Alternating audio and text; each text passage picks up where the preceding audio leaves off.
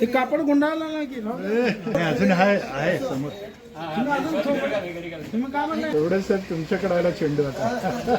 त्यांच्याकडे नाही पाचशे पुढे मिळाला. एक मिनिट राहू द्या तसं. हो दे स्वामी एक नंबर फोटो